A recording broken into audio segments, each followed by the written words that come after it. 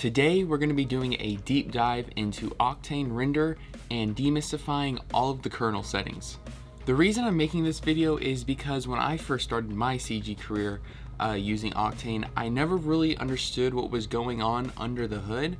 I would kind of just flip through the different render kernels and change a few different settings and try to find a nice balance between realism and render times. And this lack of technical knowledge was actually something that was holding me back severely at the time, and I didn't even realize it. So let's jump in.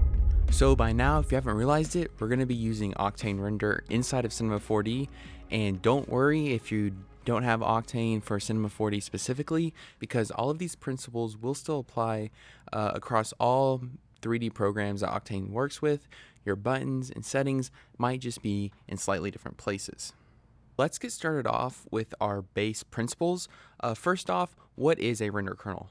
Well, in Octane, a kernel is what determines the rendering style, and all kernels are not made the same way. You've probably realized this by now. There are 4 different kernels: direct lighting, path tracing, PMC, and info channels. You can choose these kernels based off of your specific project. Each kernel does have a benefit and a downside. For example, for path tracing, you might get a really nice realistic render, and we'll just show you path tracing real quick here. But that's going to be at the expense of higher render times, which sometimes you just don't have that option because you're on a deadline or because you have to get started on the next shot and you can't render for several days. So we're going to be talking about all these different kernels and how to balance them out, when to choose what, how you can make a kernel look more realistic and still achieve the quick render times that you're looking for. So let's get started with the fastest kernel, and that's going to be our direct lighting kernel. And there are actually 3 GI modes in this kernel, and you can change them right here. By the way, if you don't see your render settings, just click this button right here and render settings will pop right up like that. Like I said, there are 3 GI modes. We have GI None, which is the one we're currently on, and this is only direct lighting from a light source, so a sun or area light, and shadows are receiving no contribution and will be black, which we can see that right here. This is a Cornell box, and if we were to simulate this in real life, you would expect to see green reflections here, red reflections here as well. This shadow would definitely be more filled in, and that's just not what's happening. Also, we would expect to see some caustics under this sphere, but there are none, and that's because we're in GI None. Moving up a little bit, we have GI Ambient Occlusion, and you can see it changed a little bit, but not really much. This is our standard ambient occlusion, so we are taking AO into account, and this mode can provide realistic images, but there's no color bleeding, so we're not seeing colors bouncing off surfaces. So for example, we would probably expect to see some red bleeding right here, some green bleeding on this wall, and then mixing together, which we're receiving none. The next mode we have is GI Diffuse. And out of all the GI modes, this is the most realistic. This mode is kind of an in-between between the ambient occlusion mode and the path tracing mode. If we have a light source emitting light like this, it's going to bounce off here, and we're going to take that into account. You can see that this increases our level of realism. However, caustics do not appear, so we're not seeing any kind of caustics yet down here, which we would expect to see in real life. And the level of realism is really close to path tracing. It's often way more significantly higher than the other 2 GI modes. But I really like this mode for animations. It does offer a nice balance between our GI None mode, which is right here, and our path tracing mode, which you can see right here. So before we move on to path tracing, I really want to discuss everything else that's going on under this direct lighting kernel. GI, believe it or not, is just a really small piece of the amount of control we have over the scene. So we'll work our way from top to bottom. Our first one is max samples. This is pretty self-explanatory. This is how many pixels Octane will be firing before it stops the render. So right now we have it at 1,000. If we were to go down significantly to like 2, and we'll refresh our render, see we have a very noisy image that's unusable. Likewise, if we were to go up to something ridiculous, like we'll just do in the tens of thousands, something like 15,000, we're already at 600 samples per pixel and it's looking clean. So something like 15,000 is just overkill for this mode. So what should you set your scene to? Well, that's really going to depend on a lot of things in your scene. It's going to depend on your geometry, how much lights you're using, if you're going to be using area lights, if you're going to be using emission materials, if you're going to be using textures with displacement, if you're going to be using higher resolution textures. All of this will play into it. So what I'm really trying to tell you guys is there's no one set number for this. You're just going to have to play around with your scene and find a nice balance. I will say keeping this number under 5,000 is pretty preferable. Once you start getting really high with these GI modes, no matter how much optimization, no matter how much denoising or upsampling you're doing, it's really going to take a long time to render out. And this also does depend on your computer and how many graphics cards you have, so keep that in mind as well. Great. Now, the next thing we can talk about is specular depth. And this is basically controlling how much times a ray is refracted after hitting a surface of an object. So for this example, I have specular sphere in the middle, and our specular depth is set to 5. But as I take it down, you can see what's happening. It's actually getting darker, and if we change our specular depth to 1 or 0, it just turns into basically a black void. So essentially, why wouldn't we just crank it up all the way to something like 38? Well, with our specular depth, higher numbers mean higher render times, and that's something we're trying to avoid, especially if we're using a GI mode. No, we're not going for perfect realism. We're going to be having to make sacrifices. So higher numbers mean higher render times. Well, what good is it doing for our scene? Basically, the trade-off is higher render times, but you're getting more color bleeding and more detail in transparent materials like this sphere. Lower numbers of this also can create artifacts, so be careful of that. Like I said, this was one of the artifacts we just ran into, was this. So the default of 5 is pretty good, although you're gonna need to play around with your scene and you're gonna want to experiment with this number. So next up is our glossy depth, and that can be found right here. This is controlling, and you can already see if I slide this around, it's doing the same thing with our specular. This is controlling how many times a ray is reflected after hitting a surface. So if it's at 0, it will not reflect or refract off an object. And the higher we go, the more reflections and refractions we're going to get. And you can start to see, like up here, we're getting a lot of color included onto our ceiling. Versus if we were to go down to something like 1, we lose this color bleed, we lose this glossy reflection, and it just stops right there. So as we drag it up, you can see we're getting more reflections inside of our glossy channel. Next up, we have our diffuse depth, and this is defining the maximum number of diffuse reflections if the GI mode is set to diffuse. So if we're on diffuse like this, we're gonna have diffuse reflections. If we go off of it, it's not really relevant. So we'll go back to GI diffuse, and we have our diffuse depth, like I said. So you can see if we turn that off, essentially what we have is a GI ambient occlusion. There's no change. Let's go back to GI diffuse, and then we drag it up, we start to get our diffuse reflections. This will increase render times, but it also will give you more diffuse bounces, and sometimes that's necessary for your scene. Anywhere between like 3 to 6, maybe 7 is more than enough for most scenes. Then we have our ray Epsilon, and this is really interesting. It's kind of complex to understand, but it's basically the distance between the geometry and the light, where the ray is calculating intersections for lighting and shadows. If you go higher, you're going to push your shadows away, and you can see interesting, strange effects if we go high. And same thing if we go low, you should start seeing some artifacting, which we do right there. Anytime you load up a scene and you see some strange lines and artifacts, play around with your ray Epsilon. That may fix it. And after ray Epsilon, we have our filter size, and this is for anti-aliasing. So if you have anti-aliasing artifacts, you're gonna probably wanna mess around with the filter size. If you go low, you're not really filtering at all. And if we take it all the way up really high, your scene should start looking blurry, like it is right now. So this is really important. If you're seeing some jagged aliasing, you probably wanna bump it up a little bit. However, most of the times I don't even mess with this. I usually just leave it on the default. So This is something to keep in mind if you have a lot of sharp edges, a lot of curves, and you're getting some aliasing artifacts. You could bump it up a little bit, but be careful because bumping it up too high will soften up your image a lot.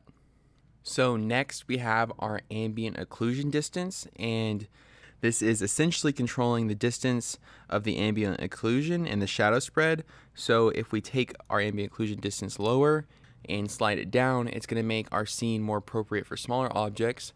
Vice versa, if we take it and slide it up, it's going to make our scene more appropriate for larger objects. This is also one I usually don't mess around with too much unless it's a very specific scene and I really want to mess around and get the shadows to look a little bit different. If I have a very large scene, I might drag it up a little bit, or if I have a very small scene, I might drag it down, but it's really not a crucial one and it's not going to affect render times too much. So next up we have our alpha shadows, and this is specifically referring to when we have an object and we have it textured and it has an alpha channel. Do we want that object to just show the texture with the shadows or the whole object including the alpha? And I'll explain that real quick. So we applied an alpha material, full alpha, on this plane right here. Now if we were going to take this alpha shadows and punch check, you'd be able to see the shadow of the plane. So we'll go to our view. Here's the plane right here. It's textured with an alpha channel, and as we drag it around, we will see that if we refresh our render, we see that we have an alpha shadow from this plane. So we turn alpha shadows off, you're going to get to see the whole object. We turn it back on, it's going to take that alpha channel and pretend there's no material there. So speaking of alpha channel, we have an alpha channel option right here. This is for when you're rendering out a scene with an alpha, if you want to keep the channel or not keep the channel. So this is your final background alpha channel. This is not specific to a material. This is strictly referring to your environment. Next up we have our keep environment tag, and this is used in conjunction with the alpha channel, so the one we just went over. It allows the background to be rendered with no alpha, but you can still have the environment effects visible over your scene. This is really a specific setting that will allow you a little bit of flexibility in compositing. Then we have our lights and light IDs. This is for lighting channels, which we're not going to get into specifically because this is not related to render times or necessarily render settings. This is more set up for compositing.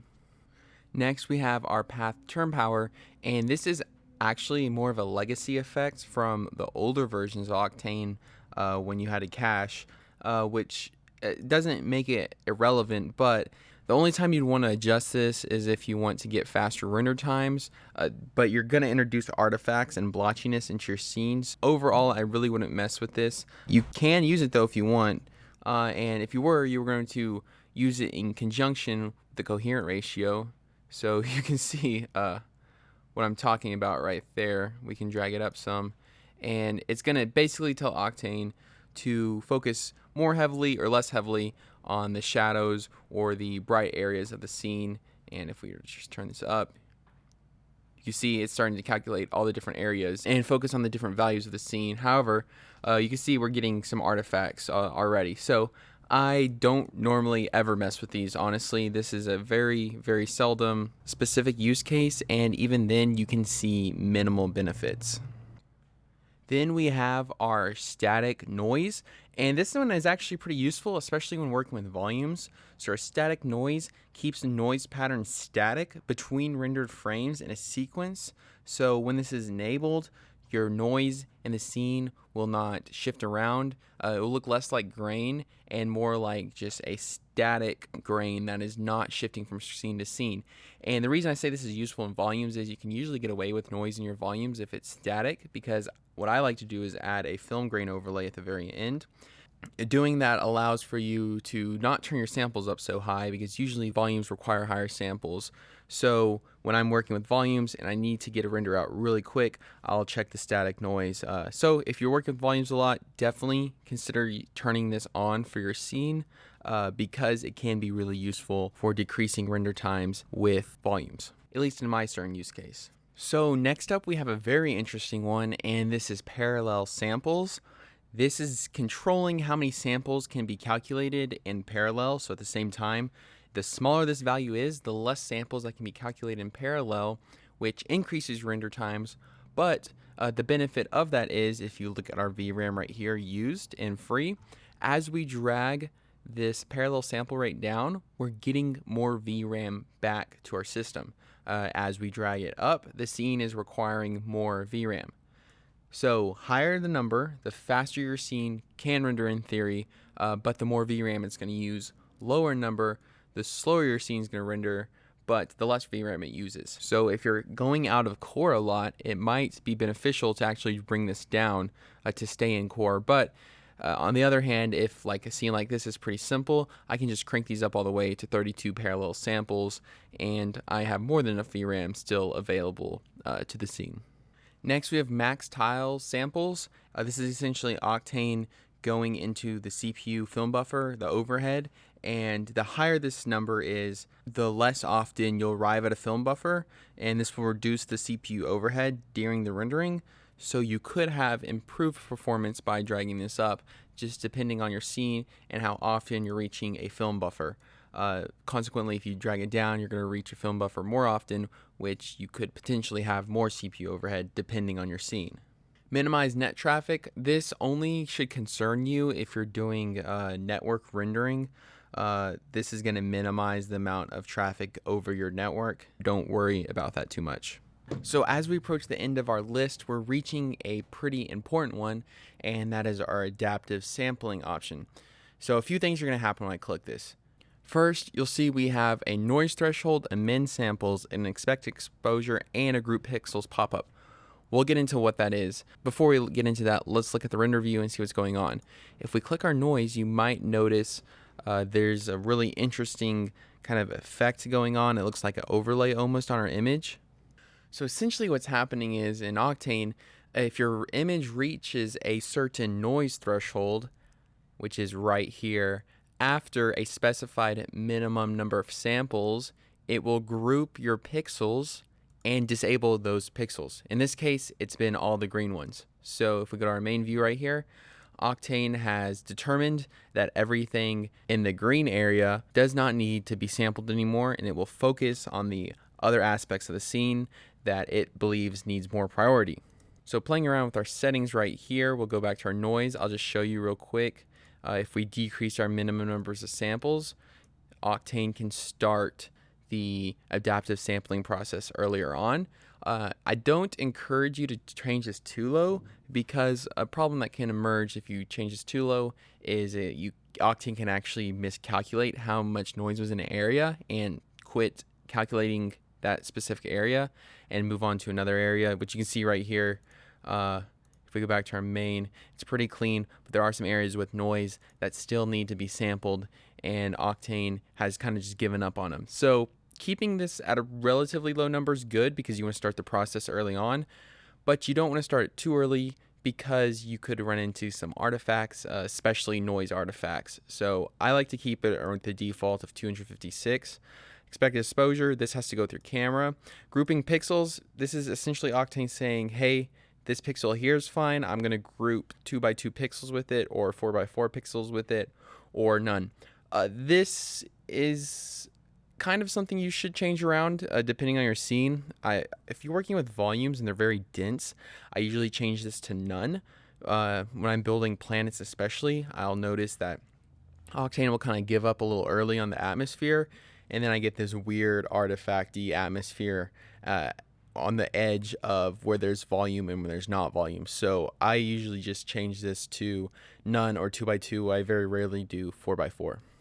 But this adaptive sampling can really come in clutch on animations and on especially very intense scenes that require a lot of sampling in certain regions of your render. So for example, when you're working with volumes, that's why I definitely encourage you to play with this, especially if you're running an animation. It can come in really helpful. Actually, what can end up happening is you can increase your sample rate by several thousand and get faster render times than if you were rendering at a lower sample rate. So if we have adaptive sampling turned on, we could go up to something like 3,000 with this scene. If we're rendering the scene at 1,000, with adaptive sampling on, it might actually render faster at 3000 just because it starts calculating less portions of the frame, and therefore it gets faster and faster each time.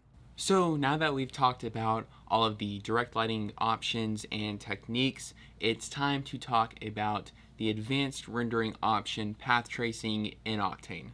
Let's jump in. So I hope you're ready for some beautiful photorealism because we're about to jump from GI diffuse to path tracing, and there's going to be some significant differences that I want to take note of. So two things you might have noticed right off the bat. One, the scene appeared to have gotten brighter, and two, we now see caustics under the sphere. So let's address the brightness first. This light didn't get necessarily any brighter. What happened was the scene allowed for more bounces of GI to occur, and this is under the path tracing kernel specifically. You can see our GI clamp right here. As we slide it down, we're basically getting our diffuse GI, and as we slide it up, we're getting our path tracing GI. And keep in mind, all these settings are the same except for two, and I already touched on one of them, the GI clamp, and the other one, the caustic blur. So let's talk about the caustic blur real quick. Essentially, what this is allowing you to do is reduce fireflies from caustics.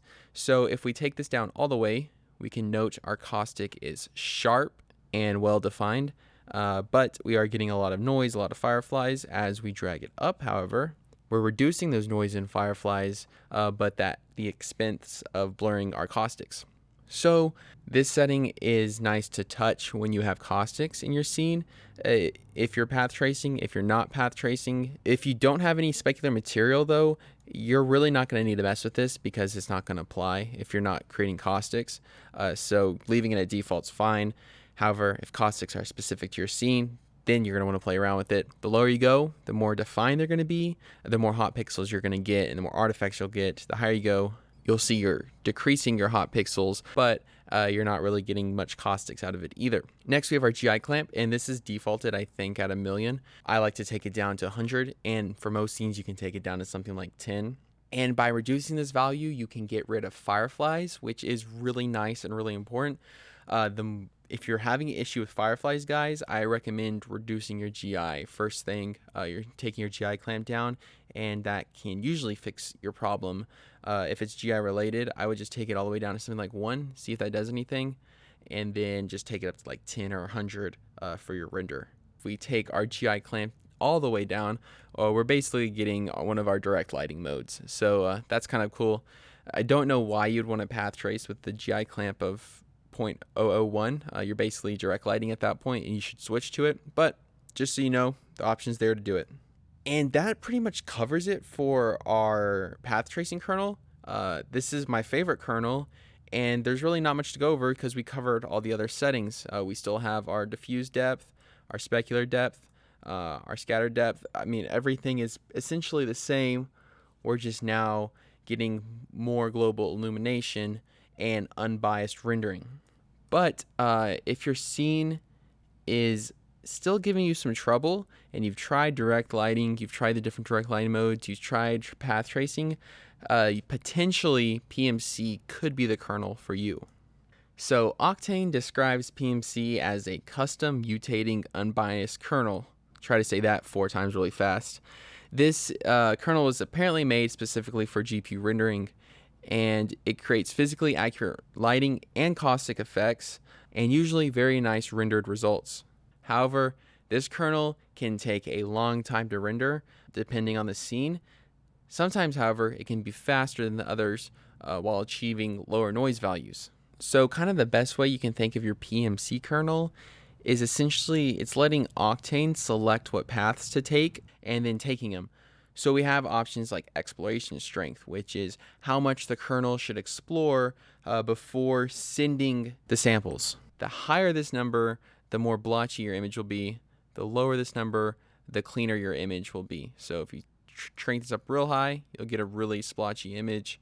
And you take it real low, you get a really clean image.